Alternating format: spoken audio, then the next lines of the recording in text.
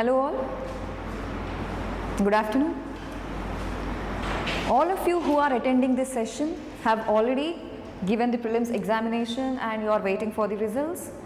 So here, most of you are confident that you will clear the exam, and given the nature of this year's question paper, the expected cutoff will be very low, and however this year has several surprises, and surprisingly many students who are uncertain may qualify this exam as well. So don't wait for the result and start preparing utilizing this short window effectively.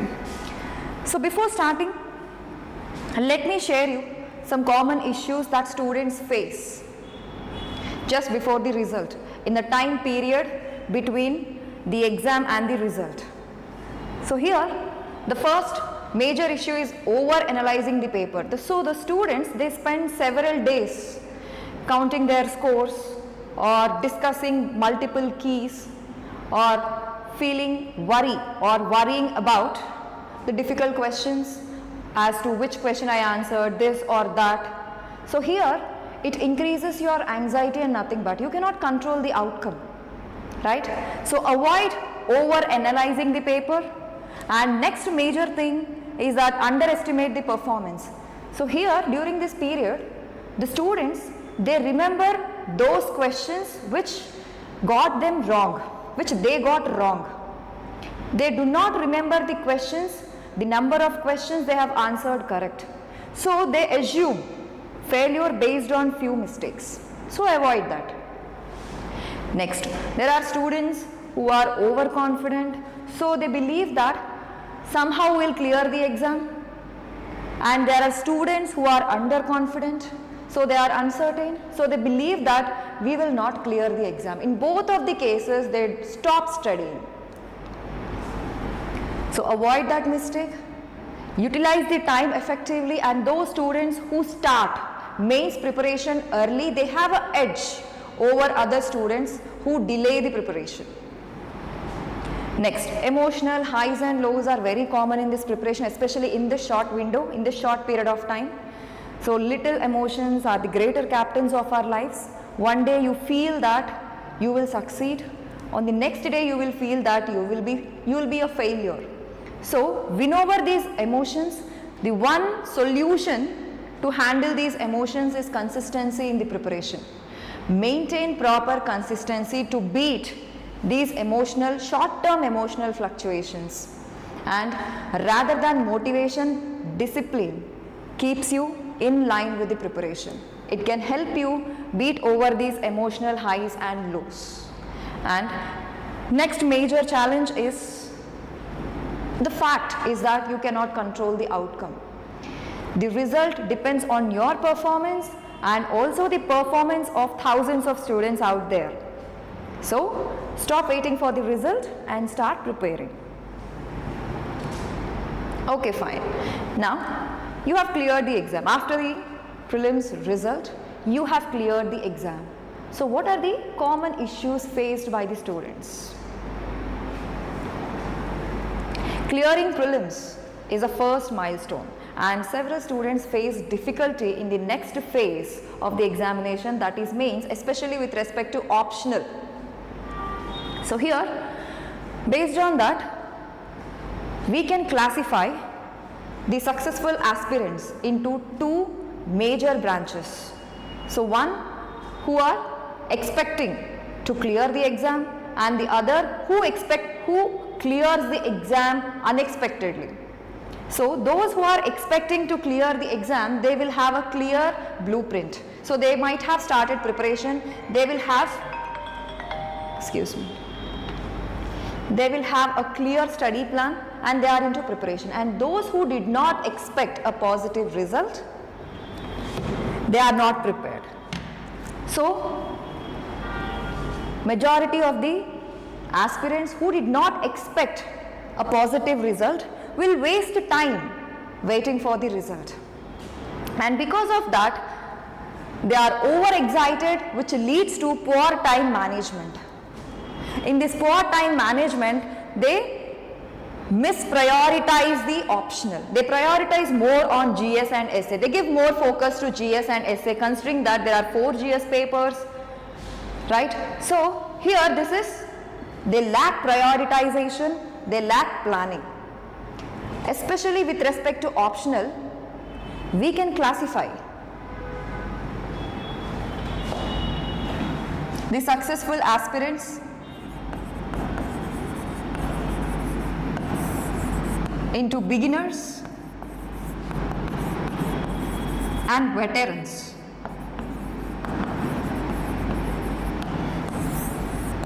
Beginners are those group of students who cleared their prelims in the first attempt. So these are the first time mains candidates, and veterans are those group of students who have written mains earlier or who have been into preparation for several years. Talking about beginners, with respect to optional, we have students who have taken coaching students and self-study students. Coaching students, now they have a proper structured notes. When students undergo coaching, they are given proper notes and the syllabus is properly planned, right? They have notes, syllabus planning, and they are familiar with several topics like thinkers, case studies, examples. Self-study students, they explore, they prepare the optional by themselves, so they explore multiple resources and they prepare their own notes. So the problem with the coaching students is that they have the notes, but not necessarily notes is equal to the preparation. They just have notes. Many of them might not have revised the notes at least once, right? So this is a problem with the coaching students. And there might be several topics which are missing. There might be several conceptual clarity issues with these coaching students. And the students who are on a self-study, they face certain problems. The major problem they face is a self-doubt. They are always in a doubt whether the material or the notes they prepared is enough or not, is appropriate or not. So here they have other problem of incomplete syllabus coverage and uneven planning. Like they might give focus to one or the two topics and they might ignore other topics. So here there is an uneven preparation and they might not cover every part of the syllabus, resulting in uncovered issues or uncovered topics in the syllabus. So these are the problems faced by coaching students and self-study students. So let's understand or let's observe what are the general problems by beginners, faced by the beginners. The first one, yes, they are waiting for the result. As a consequence, they have lost valuable time.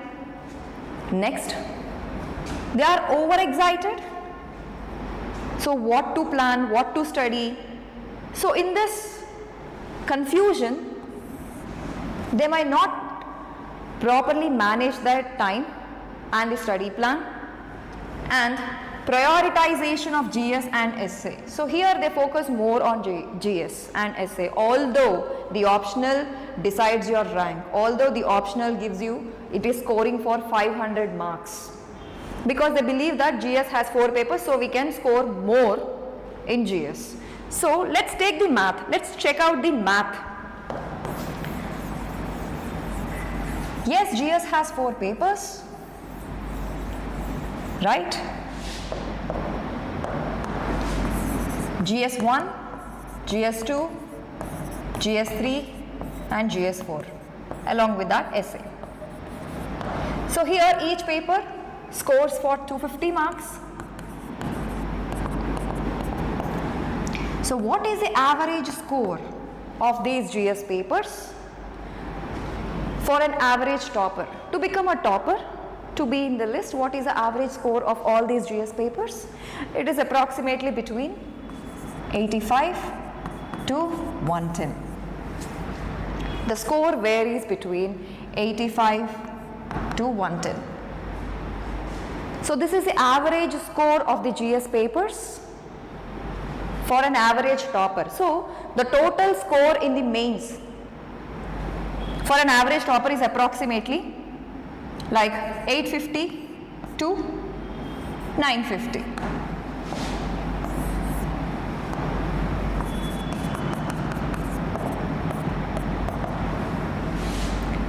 Including optional, the average score is between 850 to 950.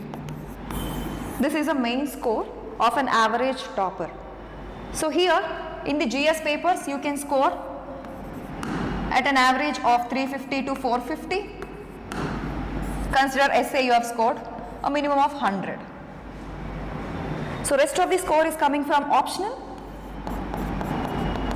Optional is for 500, 2 papers, 250, 250 each, right? So here optional decides your rank. Let me show you the mark sheets of 2 toppers in 2025. So this is the mark sheet of Anuj Agnihotri, All India rank.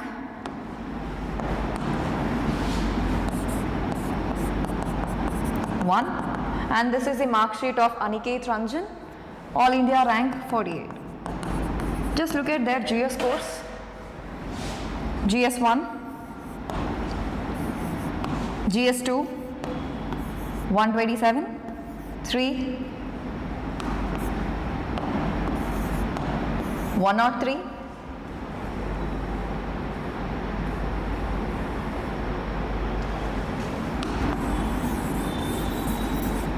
look at their scores.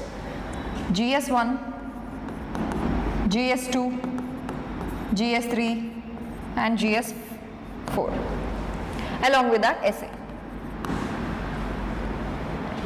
So on an average 100 plus marks. So you don't see beyond like 130, 140. So here look at the optional score, 292, right? And out of 275 he scored 204. So here his mains score is 867 and including the personality test marks his total score goes to 1071. And look at the mark sheet of AIR 48. This reveals the important role played by the optional. So look at these scores. GS1 101 and here it is 111 and GS2 106 and here it is 127, GS3 84 and look at here it is 103, GS4 is 128 but here it is 127, very minor difference, okay, but there is a difference in GS1, 2, 3 and look at the essay. Essay is 108 marks here and here it is just 94 marks. Look at the optional. Despite this difference, the difference between the scores is negligible and this person, because of the optional, he was able to score 800 plus in the mains exam. So look at the scores in the optional, 316. This 316 marks helped him to enter the list. So this is a significance of optional, especially anthropology, which has a potential to score 300 plus marks. Look at the toppers from anthropology. All of them have scored 300 plus and they have grabbed attractive ranks. So these optional is responsible for, this is an optional which decides your rank. So you should not ignore optional. Optional is your rank deciding paper. Remember this, right? So proper priority has to be given to the optional. Right, next. Notes. Coming to the notes, those who attended the coaching, they have a notes. And although they have a notes, they have not completed any revision. So there are gaps in their conceptual knowledge. So conceptual clarity is missing. And those who do not have notes, they go for passive learning. What do? They collect multiple materials from the market and they waste lot of time searching for the best source. So we have many toppers who scored 300 plus marks. So all these toppers have their materials in the market. So these students, they start collecting materials from different rankers. Now they start studying all these theories, all the concepts, and they start preparing their own notes. Do you think in the short span will you be able to read? Now here you are focusing your entire energy in making notes. Then when will you study? When will you practice answer writing? So this is not the right strategy. Preparing the notes from the scratch at this point of time by collecting several materials from the market, wasting time searching for best resource, or going for studying standard materials like Ember and Ember for anthropology. This is not the right time. This time you have to utilize for studying, for revision, and for value addition. Next mistake is memorizing without understanding. So students, because of the less time available to them, they start memorizing thinkers, they start memorizing facts instead of understanding the concepts. So this makes very difficult to answer analytical questions, to answer those questions which are application oriented, those questions which are interlinking. They face difficulty in interlinking topics because they don't understand the concept, they just memorize the concept. But do you think the concepts are just asked like that by UPSC? UPSC have changed the trends in asking questions, especially from anthropology. They are focusing on interlinking and they are focusing on contemporary application oriented questions. So do you think memorizing facts will help you to answer and to score 300 plus marks? No. Next, uneven preparation and incomplete syllabus coverage. Uneven preparation. We give undue focus. So much of focus to one concept and you will ignore or leave out other topics. So how do you know to prioritize topics? So this is uneven preparation. This is not the right strategy. Just because you got a material for one topic, you cannot dig deeper into the topic. You cannot prepare notes for 10 pages, 20 pages. No, that is not the right strategy. That will not help you. You have to utilize the short span of time judiciously. And incomplete syllabus coverage. When you have a notes, you should have at least a 10 marker material for every topic in the syllabus. Right? So not every topic will be present in your notes, then you have to build up those concepts. You have to fill the gaps in the notes. And the biggest challenge is not the lack of ability but the lack of direction. So here you need to understand how to channelize your energy effectively, which topics needed more energy, which topics needed less energy, from which topics 10 markers are coming, from which topics 15 markers are coming, from which topic majority of the 20 markers are coming, and accordingly you have to channelize your energy. For this you need a mentor. Misleading PYQ analysis.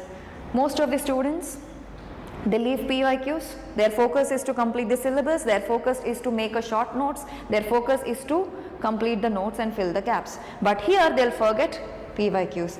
Previous year questions are not just previous year questions, they are future year questions. And some students, whenever they are starting, so they take up the PYQ list compilation and they focus on unconventional questions asked from the topics. Unconventional questions which are not present in the notes. Immediately they check the concepts in the notes, and if they don't find these concepts in the notes, they panic. So now here they focus on these bouncers. But how many bouncers will you get in a paper? So here you are neglecting the entire paper and you are focusing majority of your energy in these unconventional questions. If it is difficult for you, if it is completely out of the syllabus, not completely, if it is implicitly not mentioned, if it is explicitly not mentioned, and if it is implicit, then it is difficult for everyone else, right? They spend most of their energy in panicking and finding solutions for those unconventional questions. Rather than that, you can utilize your energy in those questions which have repeated themes. Yes, and one more question is that when you are analyzing PYQs, several students, they expect the same question repeated in the same terminology. No, UPSC doesn't repeat questions, they repeat themes. Themes are repeated, or else they rephrase the question, just like an old wine in a new bottle. But they don't give the exact question, exact wording most of the times, right? So PYQ analysis is very important because it helps you to understand what are the repeated themes, what are the repeated questions, right? And which topics you have to focus more, and from which topics you are getting 10 markers, 15 and 20 markers, right? And which topics you can leave for choice if you don't have enough time. And the nature of questions can also be predicted by understanding these PYQ analysis, whether they are asking static questions, whether they are asking current affairs related questions, whether they are asking interlinking questions, whether they are asking analytical, fact based, memory based questions. So all these nature of questions, the trends of the new trends of UPSC can be understood from PYQ analysis. Next, poor syllabus mapping. Because of the rote learning practices, because of the memorizing practices, it is just preparing for anthropology has become like reading a guide, question and answer format. You are not understanding the concepts. When you don't understand the concepts, the new trend is that they are interlinking. They are not asking question from one single topic. They are interlinking multiple topics in one single question. So when you don't understand that, it is very difficult to understand from which topic or from which syllabus, which chapter the question is coming. This results in poor syllabus mapping. See, every syllabus, every concept will have its own set of thinkers and theories. So when you don't realize from which topic the question is being asked, you cannot mention appropriate thinkers, right? So let's continue with the other problems faced by beginners especially. Over dependence on class notes. So here students, they completely rely on class notes. They believe that the questions will be asked from class notes. Class notes will give you foundation. Class notes will give you understanding. Beyond that, the answers require your ability to think, your ability to connect, your ability to integrate current affairs, examples and case studies along with appropriate diagrams. So class notes, relying completely, exclusively on class notes is not the right solution. So you have a notes and you will read once. Focus is on reading. You start collecting more and more information, you start refining, enriching your notes. What about the revision? When there is no revision, you cannot remember thinkers or facts or theories or case studies or examples during examination. You don't have enough time to think and to frame the question, to frame the answer and then to write. You have to think and write at the same time. When you cannot retrieve the information, you will write generic answers without thinkers, without relevant case studies and examples that only give you one more GS answer. You have to show a difference between GS answer and optional. For that, revision is the key. Stick to one source and maintain strong revision cycles. Proper revision cycles are important to restore the information, to retrieve the information at a faster rate, right? And look at the other observation, other issue faced. They focus on reading more than answer writing. So some students, they believe that by writing answers, they are wasting time. In that time, they can read, because writing answers is a very strenuous process. So here you have to think, you have to write. So most of the time, You have to spend lot of energy in writing answers. So when you're writing answers for 2 hours, you feel that tiredness or fatigue for 4 to 5 hours initially. So they believe that instead of writing answers, I can spend this 4 to 5 hours reading and gaining more information. What is the purpose when you cannot express the information appropriately? When you cannot present the information through answers. So this results in, because of the repeated reading and without any practice, this results in poor structuring of the answer. You don't have one single format for anthropology questions. So here we have socio-cultural anthropology. For that you need one format where we use, see here you have so many examples and so many theories. So here you have to put all that information, and we also have a word limit. Within that word limit, within the time constraint, you have to give out lot of information. So how do you do that? You should not cross the word limit, at the same time you should not cross the time limit. At that point of time, we make use of flow charts, which helps us to present more and more information in minimum words. So the answers in socio-cultural anthropology, they require flow charts, some good examples, case studies, thinkers, theories. You have to enrich these answers. And when you talk about the answer format of physical anthropology or biological anthropology, they require diagrams. Diagrams are important, and technical terms, some key words are important. Conceptual clarity is important. Along with that, you need to write contemporary examples in physical anthropology. And archaeological anthropology, you have to memorize facts. You have to draw diagrams of skulls. You have to draw diagrams of anatomical features of humans, apes. So diagrams are important, timelines are important, and mapping, geographical distribution of fossils are important. So these different themes in anthropology, there are different formats. You don't have one single format for all the answers. So if you don't practice writing answers, your structuring of the answer will be poor. So although you have knowledge, if you cannot express the knowledge, how will the UPSC understand that you know it? So writing answers, practicing answers is more important than reading. So when you don't focus on writing answers, one thing is poor structuring, and the other thing is that you will not be able to complete the paper in time constraint.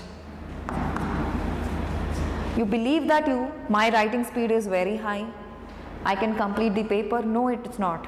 You have to write, you have to understand the question, right? And you have to frame the answer, you have to retrieve the information, you have to structure the answer, and you have to keep writing. All these things must happen simultaneously. You don't have compartmental times, right?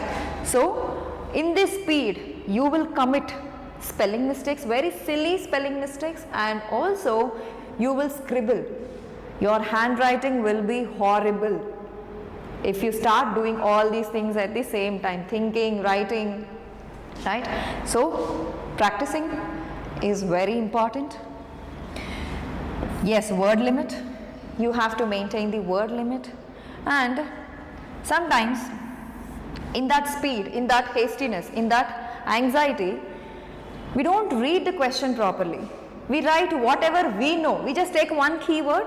Okay, I read something about this, and whatever I read, I start writing. No, you need to address the demand of the question. You need to understand what the examiner is asking you. You have to provide the answer that meets the demand of the question, not the answer which you know, which you studied from the book, right? That requires practice. And without proper revision and without practice, you will not able to replicate professional answers which are enriched with current affairs, case studies, diagrams and examples. Anthropology is no more static optional, right? So this is the importance of practicing answer writing. So focus on practicing answer writing.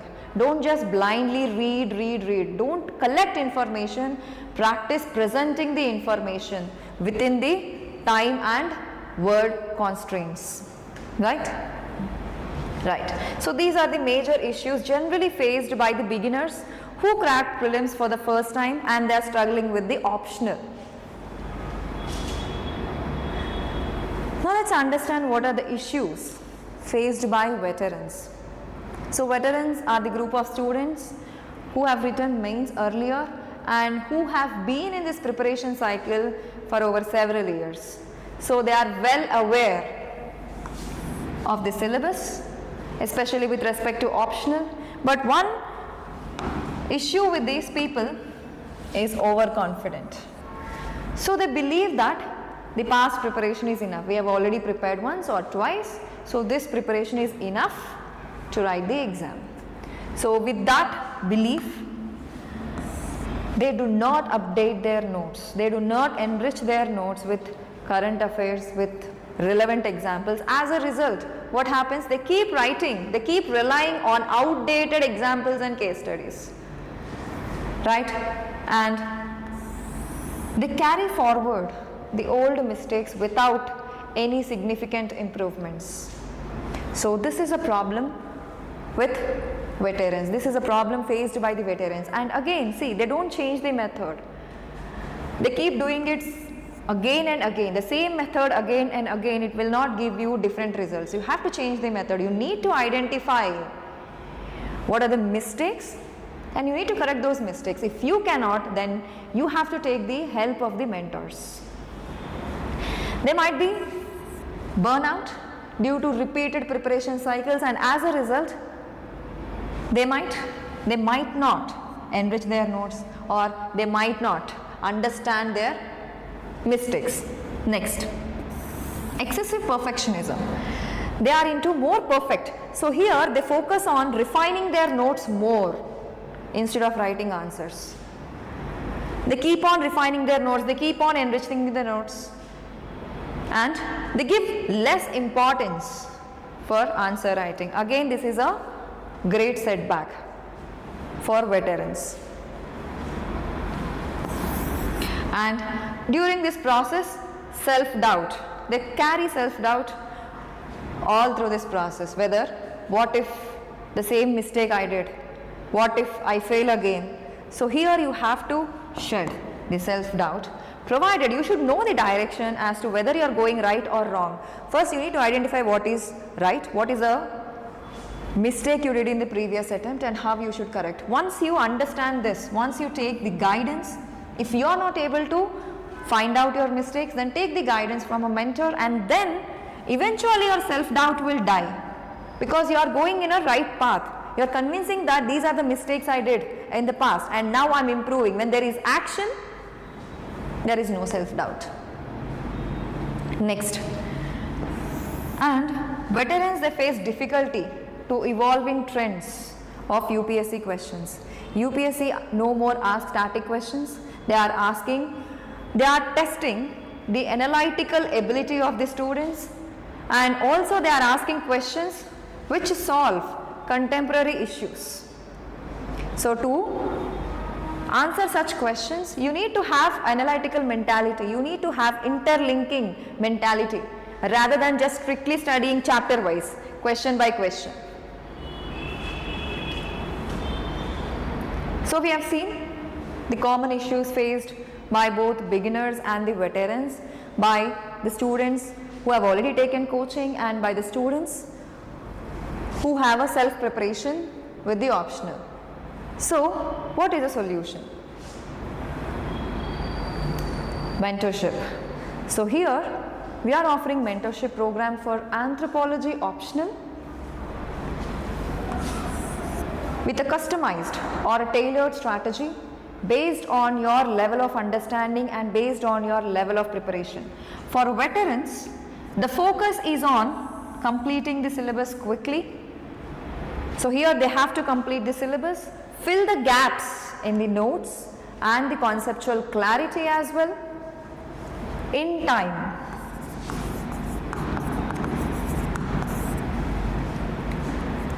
And syllabus mapping.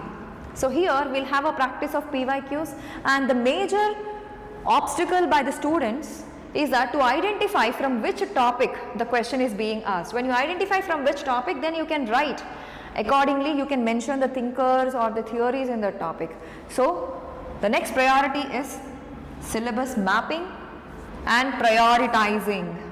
So, here you cannot just leave out some topics randomly, you cannot just focus on some topics more. So, here we have a principled prioritization. Based on PYQ analysis, based on evolving trends of UPSC, we can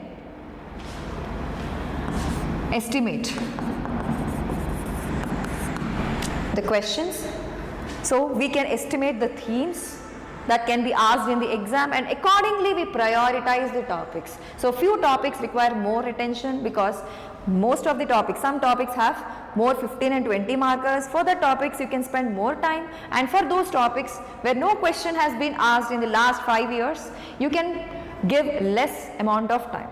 So, prioritizing the topics is very important, and also we cover the hidden syllabus themes. Not every question asked in anthropology is explicitly mentioned in the syllabus. There are certain implicit themes which are derived from multiple resources, from multiple standard books. So, here we also provide those hidden micro themes in the anthropology syllabus which are implicit, which are not explicitly mentioned and which have been asked in UPSC.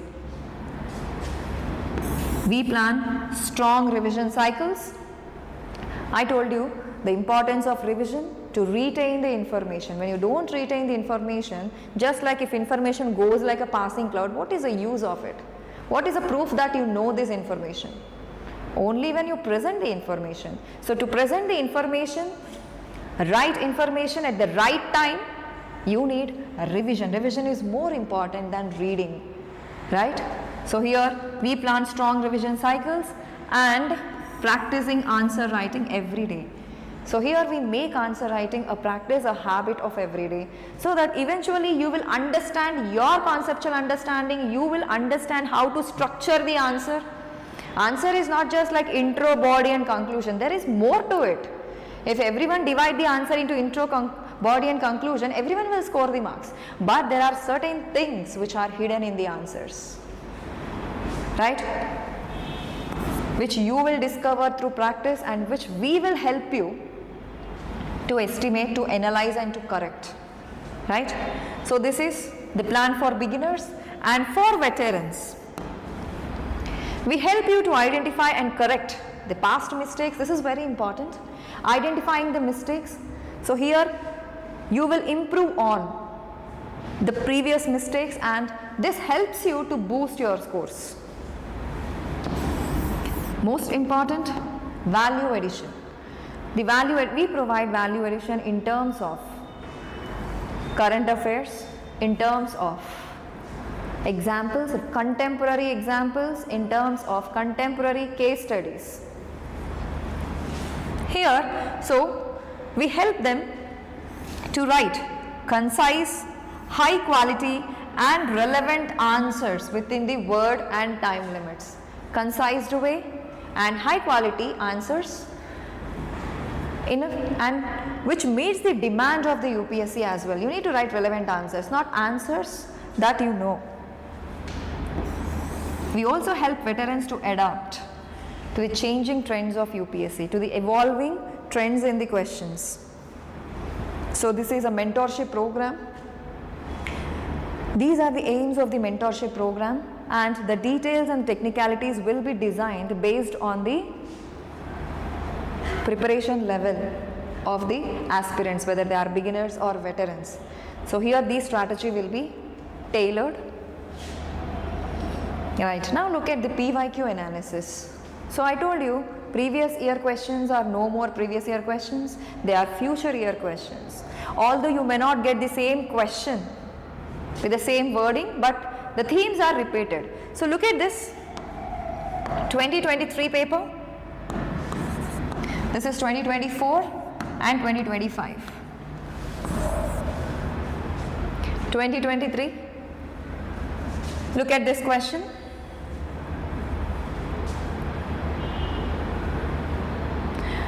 Discuss various methods of personal identification based on skeletal remains. Discuss various methods of personal identification based on skeletal remains. So here they are asking, based on skeletal remains, how do you identify a person? So this is nothing but forensic anthropology. This is a question from forensic anthropology. They are asking application of anthropology in forensics. Right. Look at 2024 paper. In this paper, look at 6B.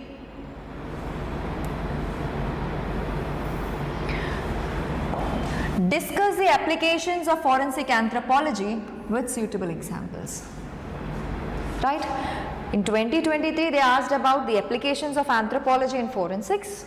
In 2024, they asked about applications of forensic anthropology with examples. And look at 2025 paper 8C. Examine the utility of human remains in forensic analysis. Discuss the facial reconstruction technique. Again, there is a question from forensic anthropology. In the 3 consecutive years, you have one question from forensic anthropology. So based on this, can you predict? In 2023, you have a question on forensic anthropology, 24 and 25. So they asked, examine the utility of human remains in forensic analysis and discuss the facial reconstruction technique. Facial reconstruction technique. So here, there is no proper notes given by several coaching institutes regarding this facial reconstruction technique. So where is this question coming from, facial reconstruction? So here we started to map sources for these previous year questions, and we found that in one standard book, Amber and Ember, at least in every year you find at least one question from Amber and Ember. Look at this.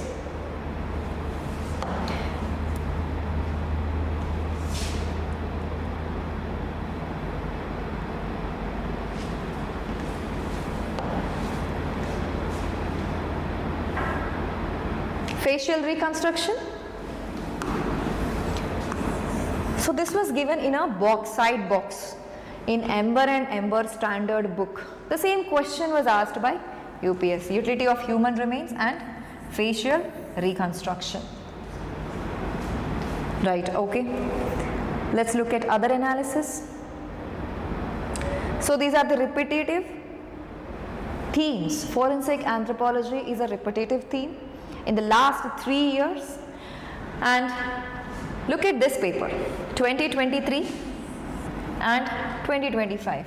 It is believed that every alternate year the paper mimics several themes. Every alternate year, 2023 and 2025. Look at 2023 paper. Here they are asking about elucidate the different forms of malnutrition, describe protein calorie malnutrition with suitable examples. So basically they are talking about nutritional anthropology.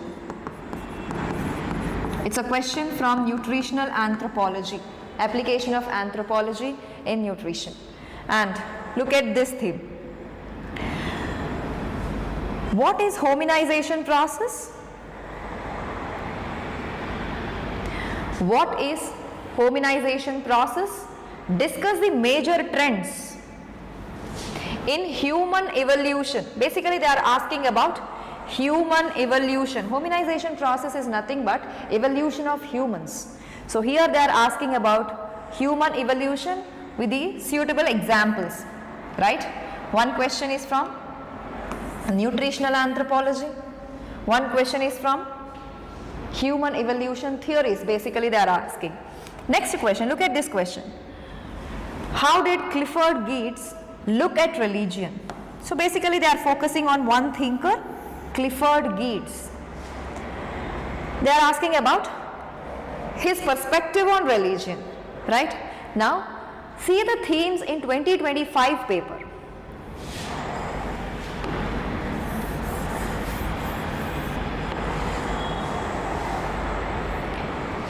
See the themes in 2025 paper. Here we have nutritional anthropology in 23 and human evolution, and then Geats, Clifford Geats. Sorry.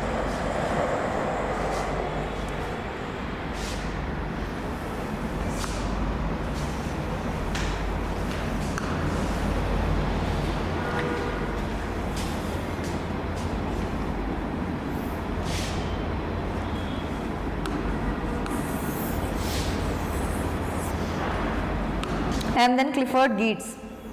Look at 2025 paper.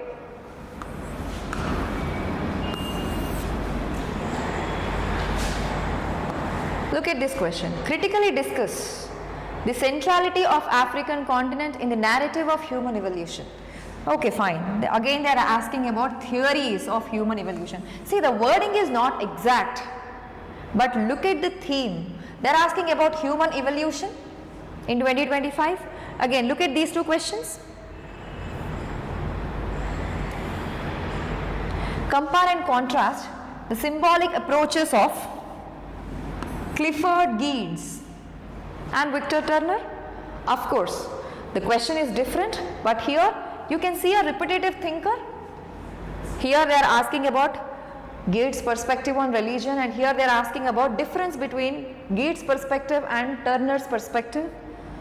And look at this question. How anthropologists assess the nutritional status of a community? Nothing but this is a question from nutritional anthropology. Look at the themes, the repetition of the themes. Here you have nutrition, human evolution and Clifford Geats. Same themes are repeated. Nutrition, human evolution and Clifford Geats. But the questions are different. The themes are same, right? So this is what you need to understand and observe in previous year questions. This helps you to predict the questions for the upcoming examination. And we are also into source mapping. So from where these questions are being asked. So soon we will complete the source mapping as well. Look at these themes, repetitive themes in 2024 and 2025. So in 2024 there is a question from dating methods. They asked about chronometric dating, and in 2025 they asked about fission track dating. Right? 2 consecutive years you have a question from dating. So when in 2024 when you analyze the previous year question, you have a question on dating. So for when you are preparing for 2025 mains, you have to prepare the dating methods. Right? So you will be able to answer this fission track dating. Right? So this is how you can predict. Right? Look at here. In 2024 they asked about postmodernism. So when you are attempting for 2025, you should be aware about what is this postmodern theory. So in 2025 they again asked a question on postmodernism. So here they asked, explain the notion of deconstruction in the light of postmodernism. So this is basically they are asking about theory, theoretical perspective. And look at this question, 2025 question. They are asking how these theories are relevant in promoting social justice. So here this is a theoretical perspective and this is the application oriented perspective. So practical perspective. So when you don't understand the theory, how will you apply the theory? So just because he asked in 2024, you might not think, you should not think that he will not ask in 2025. Maybe he might ask in 2025 but with a different connotation. In 2024 he asked in a theoretical perspective, in 2025 he asked in a practical and application oriented perspective. For that you need to know postmodernism. That means you need to analyze PYQs and you have to study PYQs. I don't say that you have to study only PYQs. No, PYQs are important. That guide you, that helps you to predict the questions, to predict the themes in the coming exam. In this mentorship program, we will give you a list of predicted themes that will help you to prioritize your time. After completion of these themes, you can go for the next topics. And the questions in anthropology, there is a changing trend, evolving trend. I told you there are no more static questions. You can see the questions coming from current affairs. Mitochondrial DNA has been in news. and this has been asked with respect to human evolution, making it anthropology question, because mitochondrial DNA is coming from the mother, and because of the DNA studies have stated the female ancestry has been tracked. This is in current affairs. And look at here, genome wide disease association studies, this was also in news, which has been asked in the anthropology paper. So here you should be aware with the current affairs which are specifically related to anthropology. Right. Next, the other trend UPSC has started is interlinking topics. Now they are not asking questions from one single topic. They are asking questions by linking multiple topics. For example, look at this question.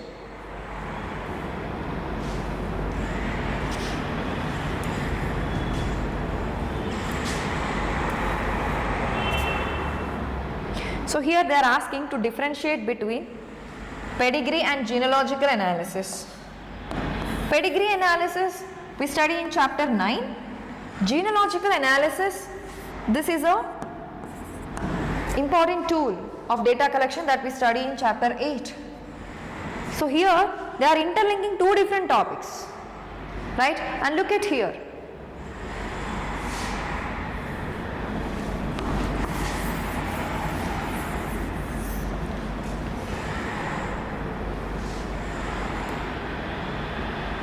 How the study of variation in forms of marriage led to rethinking on the concepts of social reproduction, kinship and family.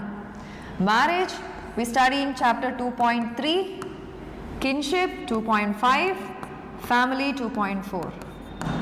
So how do you map this question? This question is coming from which topic? 2.3, 2.4 or 2.5? No, you can find multiple topics in one single question. To answer such questions, you need conceptual clarity, you need what this kinship is talking about, what this family is talking about, what this marriage is talking about, and how three are linked. You cannot read in an isolated way marriage, just read question and answers, skip family question and answers, skip kinship question and answers. No. How marriage practices are influencing the family practices and how family practices are influencing the kinship practices. So this is the organic way of studying.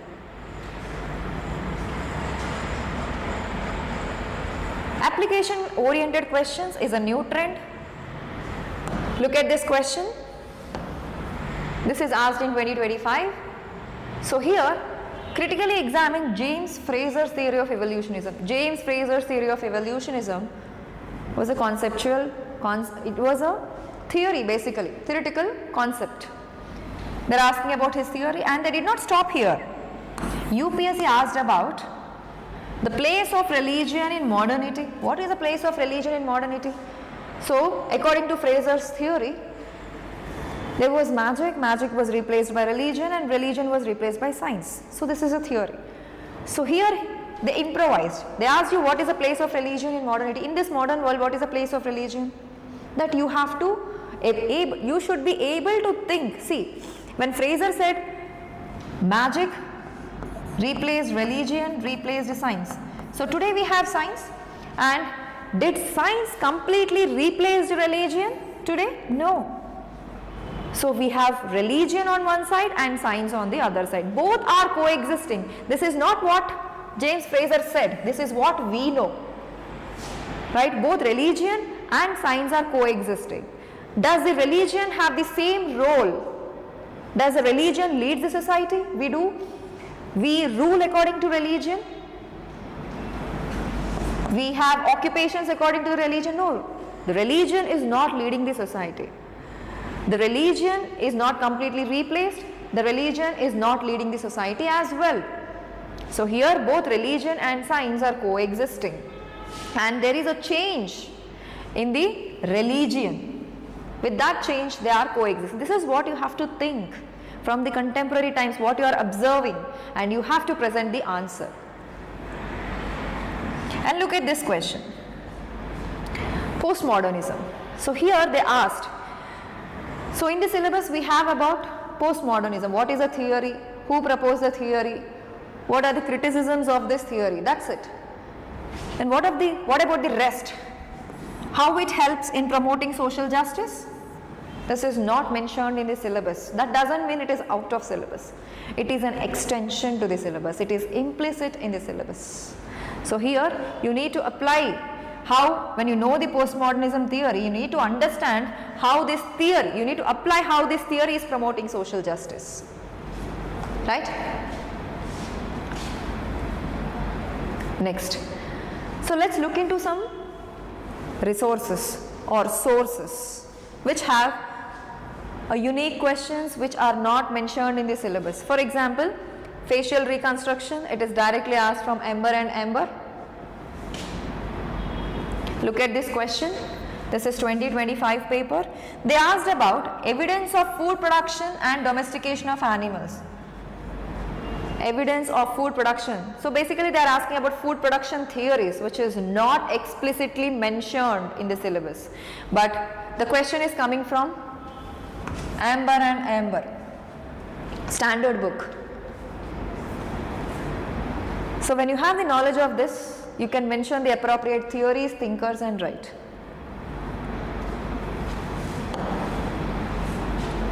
In 1 year they asked about Natufian culture. You cannot leave it by choice as well. It is given for 10 marker. Natufian culture is not explicitly mentioned in the syllabus. Look at here. This is Amber and Amber standard book. This book is very important. At least one question you'll get every year from this book. But this book is bulky and you cannot complete, you cannot blindly read this book in this short duration of time.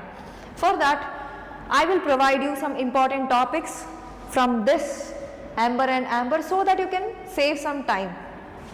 You can have a selective reading of this book.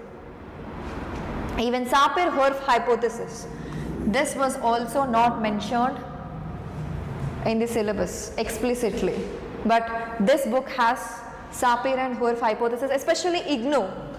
IGNOU materials, they provide information about Sapir and Whorf hypothesis.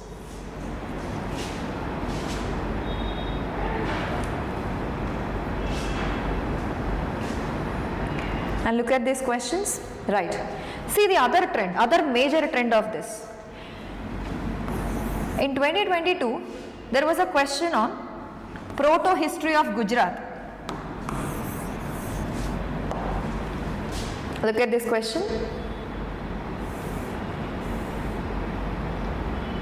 In 2022, they are asking about, describe briefly the proto-history of Gujarat, discuss the significance of Gujarat proto-history in international trade.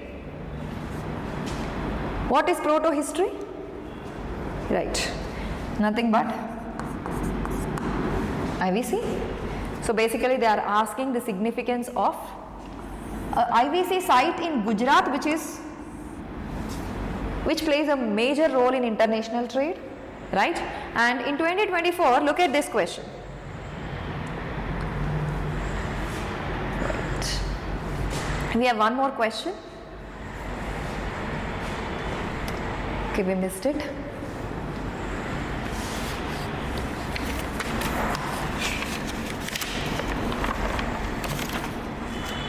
In 2025,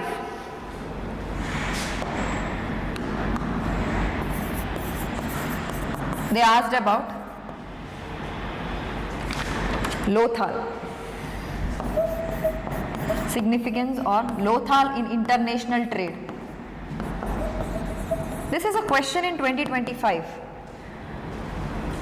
Lothal in international trade, and here they are asking about proto-history of Gujarat. Nothing but what is the IVC site in Gujarat that played a key role in international trade?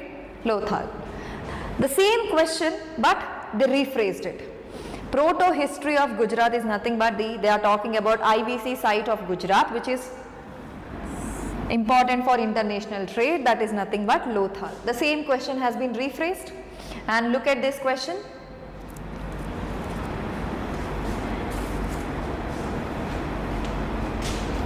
In 2022, they asked about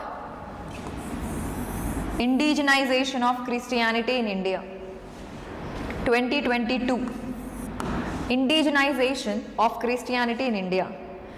So what is this indigenization? So here basically, if anyone studied this question when they are preparing for the next exam, then they might be able to answer the Syro-Malabar Christians.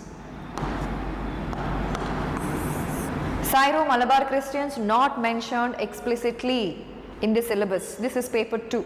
So, but where is this question coming from? The roots of this question are coming from 2022 question, that is indigenization of Christianity in India. In the indigenization process, Christians, they started adopting Hindu practices. They started wearing saris, they started keeping several practices, marriage practices, and they settled in Malabar region. So those Christians are called Syro-Malabar Christians. So in 2022, if you prepare this question, you will be aware of this term, Syro-Malabar Christians. So there are several themes, hidden themes, there are several repetitions in these papers. So one thing I can say that UPSC is unpredictable in prelims, but it is more or less predictable in the mains. When you understand the previous year questions, when you identify the themes and patterns, right? See, you cannot control the result.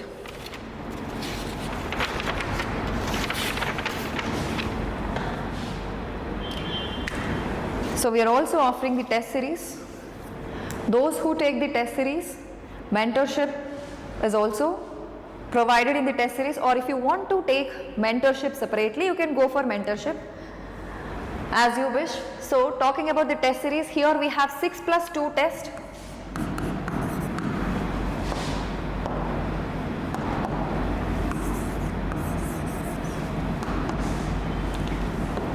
Six plus 2, 6 sectional test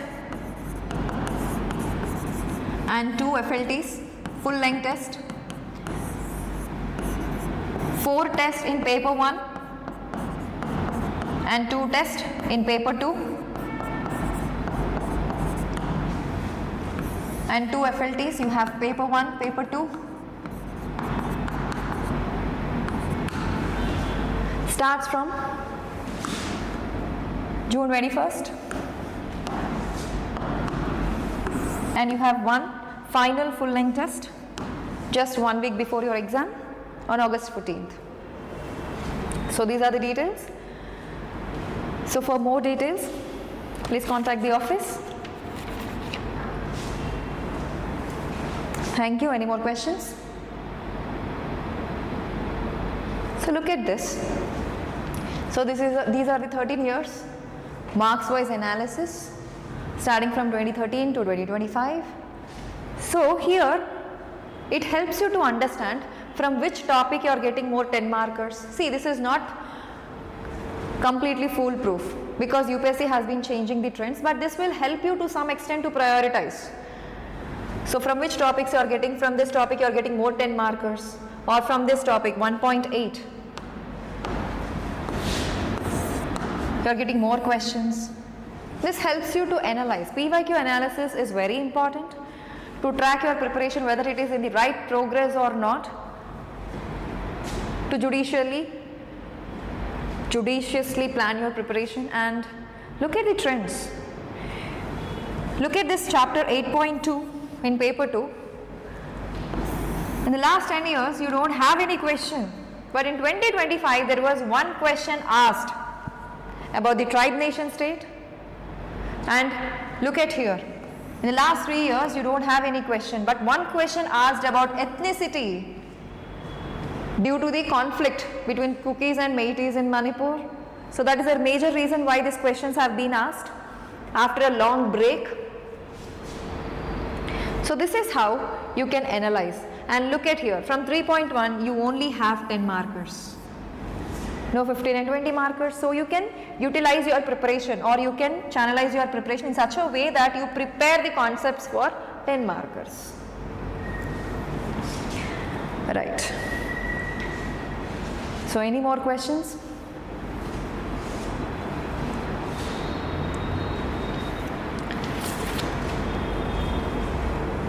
Thank you.